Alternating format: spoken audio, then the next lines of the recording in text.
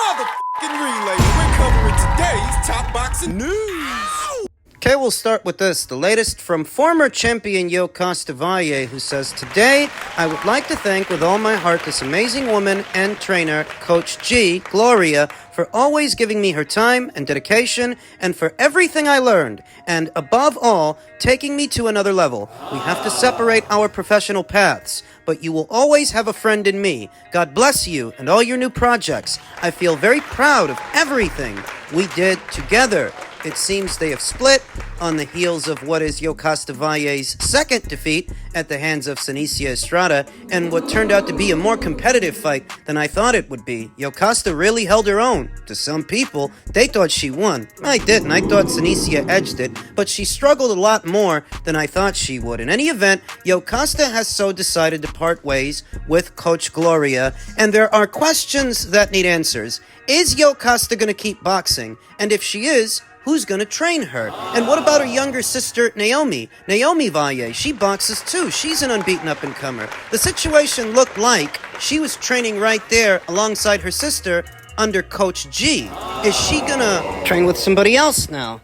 That's a question that needs an answer. There's a strong argument that in the absence of Senicia Estrada in the women's minimum weight division, Costa Valle would have the run of the place based on how she's been performing in her current situation, that she would beat all those other girls except Senicia. Based on the progress she's made. And the progress she's made, I think, has a lot to do with who's been training her. Coach Gloria. So is now really the right time to bring that relationship to an end? A part of me says no. I understand that sometimes fighters need something new, to add something new to their repertoire, but I'm not sure that's the situation here. Not really. It's likely that Senicia Estrada is going to vacate every single one of those alphabet titles she won in her last fight, move up to light flyweight or flyweight. She hasn't made any official announcements, but because she's going to drop all the belts that she holds, now's an opportune time for Costa to pick one or some of them up. When that happens, If she keeps boxing. it does sound like she's going to, just not with Coach G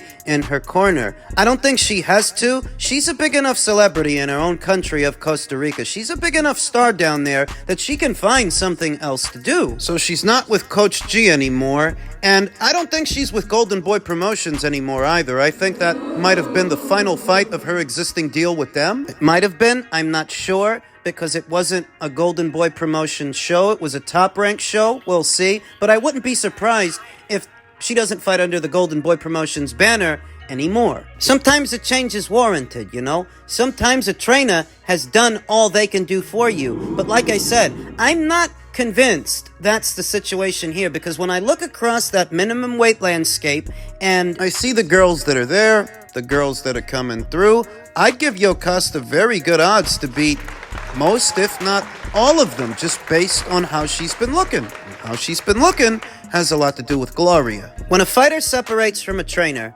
under these circumstances on the heels of a loss, you get the sense that they're blaming the trainer, in a manner of speaking, in their own mind. They're putting it on them. Because if you would have won that fight, if you would have won, would you have separated from Gloria? I found myself asking that same question when Chantel Cameron recently left Nigel Travis and Jamie Moore decided to go train in Sheffield at Steel City Boxing. That if you would have won the Katie Taylor rematch, you were going to leave Nigel. You were going to leave Jamie. Yeah, I don't believe that. Who's she going to go train with? I know that Manny Robles, he's been training a lot of girls. He trains Ramla Ali, and it's made a world of difference for her. He helped her transition from an amateur point style to a more pro style, and she's been doing well for herself. Maybe Costa will train with him? I'm not sure. I'm not sure who she has in mind. Or what she has in mind. But I am a little bit disappointed. I have to admit, I'm a little bit sad because I like that pairing. Costa Valle, Coach G. They were doing great stuff. It's unfortunate, but all good things come to an end, I guess. Men's welterweight news. I'm sure most of you have heard by now. The news broke earlier today that Cody Crowley pulls out of world title bout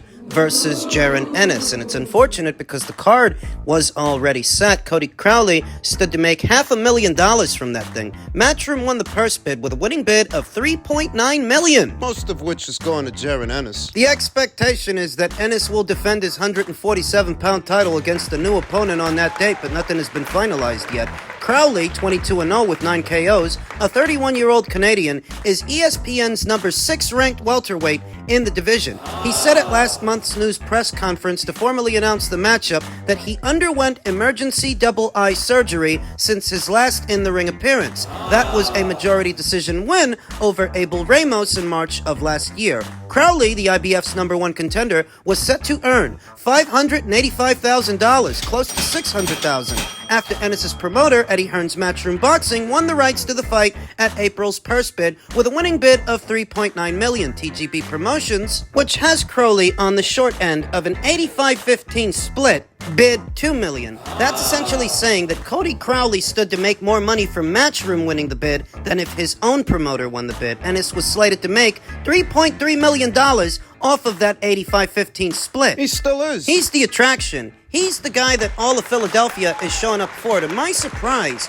when the fight was announced and tickets went on sale, the tickets were moving very quickly. It seems that the fight fans in Philadelphia have been starving for big-time boxing to come back to the city of brotherly love. You get the sense that based on the success of this fight, whoever Jaron Ennis ends up fighting now, Bringing boxing back to Philly in a big way, Jaron Ennis could become a fixture there to revitalize that market, because Philly, it ain't what it used to be. It used to be more of a fight town. And while they still are producing boxers, not anywhere near as much as they used to. Everybody in Philly's waiting for this, Ennis told ESPN last month in New York.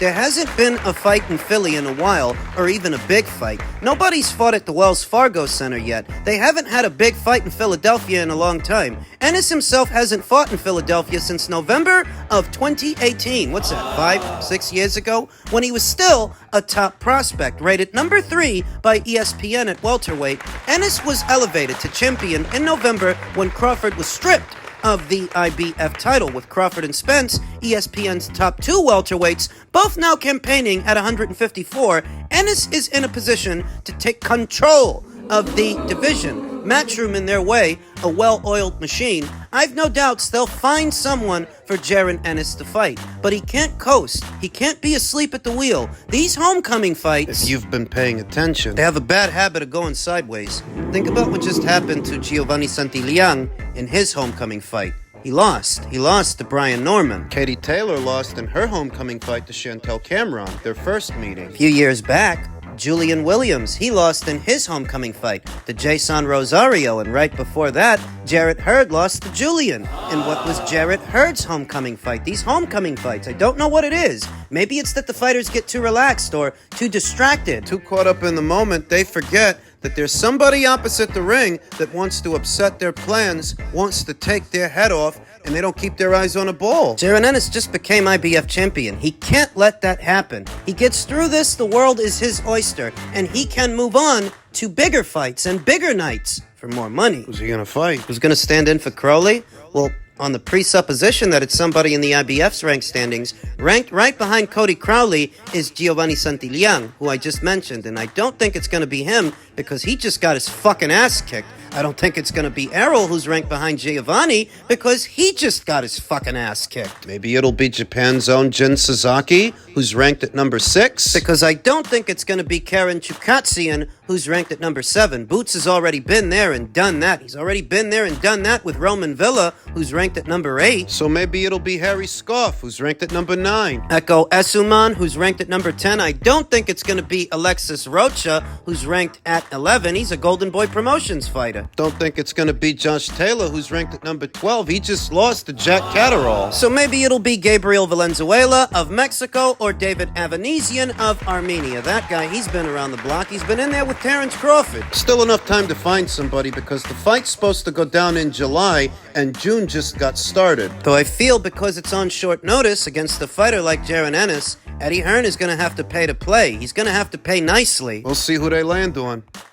Men's cruiserweight news. Two-time IBF Ring Magazine cruiserweight champion Jai Opetaia is targeting the winner of the Chris Billum-Smith versus Richard Riakporhe rematch, set to go down on Sky Sports On the boxer side of things very soon, being honest with you, I don't think Jai Opetaia will have access to the winner of that fight. Nope. Or the loser of that fight. No, boxer seems determined to keep things insulated and keep things domestic. I anticipate that Richard Riakporhe, if he wins that fight, and I think he's going to because he won the first one, he might look to unify with Zurdo Ramirez before he'd fight Jai Opetaia, or perhaps Noel Gavor, the WBC champion who flies a bit lower on the radar. I think fighting Jai would be a last resort. He's the most dangerous guy in the division. One fighter, one former champion, who's not shying away from danger, is former cruiserweight champion, two-time champion overall, Valle Jack. Was a full champion at super middleweight and a full champion at cruiserweight. He won the WBC title from then champion Lunga Makabu. He was supposed to be moving up to bridgerweight. He was supposed to be fighting Lukas Rozansky, I remember that, and it seems like those plans got scrapped. Lucas ended up losing his WBC title to Lawrence Okoli 2 weeks ago. Now, it would seem that Valle Jack is returning to the cruiserweight division. What's this guy, 40, 41 years old now? He wants to fight Jai Opetaia. Looks like it. He's standing next to him in this image here that he posted to his social media saying, "Stay tuned." He's been campaigning as a cruiserweight since 2020, so he's been up there for about, 3 or 4 years now? 3 or 4 years, 5 fights, he's about as acclimated as he's going to be. Jai beats him. Yeah, I think Jai beats him. I think he knocks him out. But I think Valle Jack, because of his previous experiences, will give Jai at least a bit more resistance than, say, Ellis Zorro did, or Jordan Thompson. Jai beat those guys easy. And I think he would beat today's 40-year-old Valle Jack. I think he would. But I think Jack can make a fight of it, at least more than those guys did. So he can keep busy with him while he waits for a unification match. Elsewhere in the division, newly crowned WBA Cruiserweight champion Zurdo Ramirez posted on his own social media, "Coming to conquer. Fight news is coming soon." A few days ago, there was a story that Zurdo had left Golden Boy Promotions. Zurdo himself corrected that via his own social media. He's not leaving Golden Boy, and apparently he has a fight coming up. With who? I don't know. But I have the sneaking suspicion that they may have lured reigning WBC champion Noel Gavor away from that Ryan Rositsky fight he was supposed to have a unification match with Zurdo. They haven't said it yet. But I don't know. The way that Noel pulled out of that Ryan Rositsky fight that was supposed to go down on the undercard of Broner versus Cobbs, it all seemed very convenient to me. So maybe him and Zurdo will fight. We'll see. Back to Jai Opetaia. So, he's targeting the winner of Billum Smith versus Riakporhe 2. He's also charting a course to heavyweight where Joseph Parker might not be a friend with benefits for Jai Opetaia. What the fuck does that mean? Recently in Saudi Arabia, heavyweight renaissance man Joseph Parker and IBF cruiserweight champion Jai Opetaia had several pictures taken together. New Zealander Parker and Australia's Opetaia are two of the sport's hottest properties. And while Parker has his sights on other heavyweight titles, Opetaia's long-term goals include moving up in weight and having big fights in Australia. A contest with Parker would represent both. But Opetaia awkwardly fended off questions about a possible future meeting. "Me versus Parker," Opetaia said. "Oh, mate, it's honestly something that's never even crossed my mind. Who knows? But at the moment, I've got my own goals. I've got my own stuff to do. The two have never sparred. Parker is 32 years old, 6 foot 4 inches, and fights around the 240-pound mark. Southpaw Opetaia is 28, standing in at 6 foot 2. I've never actually moved around with him," Opetaia added. "I'd actually like to move around with him. He's a good fighter, and I feel like he's just coming through this second phase. He was up and coming, he had a few losses, then he had to bounce back, and now he's bounced back really well." Do you think Jai Opetaia could make it as a heavyweight? I don't know. He's really not the biggest cruiserweight. When you look at him compared to other cruiserweights, he's actually smaller than Usyk was at this weight. Usyk was about 6'3", 6'4", whereas Jai's a bit leaner, standing in at 6'2". He's tough as old boots. But the idea of Jai Opetaia as a heavyweight, I just can't see it right now. Opetaia improved to 25-0 with a repeat win over Latvia's Meiris this past May. Parker's career resurgence has involved him in scalping Deontay Wilder and Zhilei Zhang in his last 2 fights. Could Parker and Opetaia fill a stadium down under? Who knows? That's Opetaia pauses and smiles, still not at ease with the idea. Why wouldn't he want to fight Joseph? It's hard to tell just based on print, But Jai Opetaia, he's got a real menace to him. I mean, he's got mongrel in him, he's got dog in him, and I don't get the sense that he's the kind of guy who'd be afraid to fight Joseph Parker. Maybe it's a respect thing. Maybe he respects him too much to target him. I don't know. It's the first time I've thought about it, he continued. He's a good bloke. I'm not here to trash talk him or anything like that. If it pans out that way further down in the future, I'd be happy to sell out a stadium with him. That would be huge, especially two Pacific Islander boys coming from where we've come from. And then to sell out a big stadium in our neck of the woods would be huge. But anyways, moving on. More likely, as a next move, will be Opetaia's chance to add other pieces of the cruiserweight jigsaw to his IBF and Ring Magazine titles. The heavyweight division is something that will come in the future, and he said of that prospect, it's further down the track. I've got some boxes to tick off on as a cruiserweight. I want to unify this division. I honestly believe that I can. It's just about getting these fights done. So I'd rather them come sooner than later. We've got to get these unification fights, and then you never know. We could go to bridgerweight, then heavyweight, or straight to heavy. Who knows what's in the future? Bridgerweight is a much maligned concept, but Opetaia is not closing off any future options. Why not, he said. It's another division, another title, 3-division world champion. It sounds good. So here's the skinny. I, like Jai Opetaia, would like to see Jai unify the cruiserweight division first before he thinks about going anywhere else. Right there on the DAZN side of things is Zerto Ramirez, but like I said, I don't know. I just get the sense that they've been working with Noel Gavor to make a unification match amongst themselves. We'll see if they have. And if they haven't, then Jai Opetaia should target Noel Gavor. Bring him to Saudi. Offer him a lot of money. Turki Al-Sheikh likes Jai Opetaia, and he's willing to pay to play. That's Jai's ace in the hole. That even though he's the most dangerous guy in this division, and under normal circumstances, the other champions might swerve him, with Turki Al-Sheikh bankrolling Jai Opetaia's fights, that does give the other champions reason enough to consider taking that risk, because there's a lot of money attached to it. More than them just fighting each other. I feel like the last title that Jai would have access to would have to be the WBO title that's up for grabs